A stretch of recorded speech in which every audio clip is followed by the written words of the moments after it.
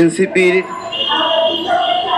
একজন সদস্য, কেন্দ্রীয় নেতা, এনসিপির কেন্দ্রীয় নেতা নাসিরউদ্দিন পাটোয়ারি বলল, বাংলাদেশে ভারতের এক্সটেনশন দুটা দল আছে, একটা দল হলো আওয়ামী লীগ, আর একটা দলের নাম কি কেউ জানেন? জানেন কে?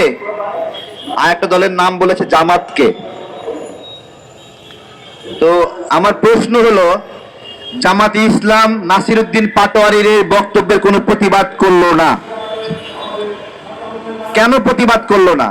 তারা কি স্বীকার করে নিচ্ছে যে তারা ভারতের এক্সটেনশন? প্রতিবাদ করলো না কেন আমার জিজ্ঞাসা। এই প্রতিবাদ না করার একটা কারণ রয়েছে। 28 আগস্ট জামাতের আমির বক্তব্য দেন যে ভারতের বন্ধুত্ব চাই, ভারতের সহযোগিতা চাই। আমার কাছে খুব খারাপ লেগেছে ওই দিন, বাংলাদেশে রাজনীতি করবে আর একটা রাজনৈতিক দল বলবে যে ভারতের বন্ধুত্ব চাই, ভারতের সহযোগিতা চাই। এভাবে নির্লজ্জ স্বীকারোক্তি দিয়ে বাংলাদেশে রাজনীতি করবে। আমি আওয়ামী লীগ, বিএনপি, জাতীয় পার্টি কোনো দলকে কোনোদিন সরাসরি দলের প্রধানকে এরকম বক্তব্য দিতে শুনি নাই এরকম বলতে যে ভারতের সহযোগিতা চাই, ভারতের বন্ধুত্ব চাই। এবং তার প্রেক্ষিতে 31 আগস্ট ভারত উত্তর জানায় জামাতে ইসলামের এই বন্ধুত্বের আহ্বান তারা বিবেচনা করবে। আমাদের রাজনৈতিক অস্তিত্ব কোন জায়গায় গিয়ে নামিয়েছে?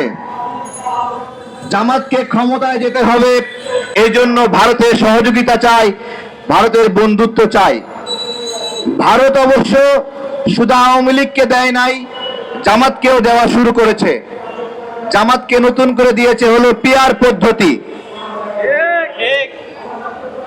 ভারত জামাতকে খালি হাতে ফেরায় নাই, জামাতকে বলেছে যাও তোমাদেরকে পিআর দিয়ে দিলাম, তোমরা পিআর নিয়ে এখন নাচানাচি করো। এই হলো বিষয়। এখানে টাইটেল দেওয়া হয়েছে সুন্দর, ভারত কি আমাদেরকে বিপদে ফেলতে চায়? এখন ভারত আমাদেরকে বিপদে ফেলার কোনো সুযোগ নাই, কোনো সুযোগ নাই। যদি আওয়ামী লীগের মতো কোনো দল থাকে তার মাধ্যমে বিপদে ফেলতে পারে, আর যদি জামাতের মতো কোনো দল থাকে তার মাধ্যমেও বাংলাদেশকে বিপদে ফেলতে পারে। যদি এই দুই জায়গা থেকে কোনো সহযোগিতা ভারত না পায়, তাহলে অন্তত তারেক রহমানের কাছ থেকে ভারত কোনোদিন সহযোগিতা পাবে না। কারণ এই বেগম খালেদা জিয়া গণতন্ত্রের মা, তার ভারতের প্রতি বিদ্বেষ এবং ভারতের প্রতি ব্যবস্থাপনার কারণে সংবাদ মাধ্যমে নিউজ হয়েছিল ভারতের পিঠে খালেদার চাবুক। আমরা ভুলে গেছি? ভুলে গেছি না আমরা?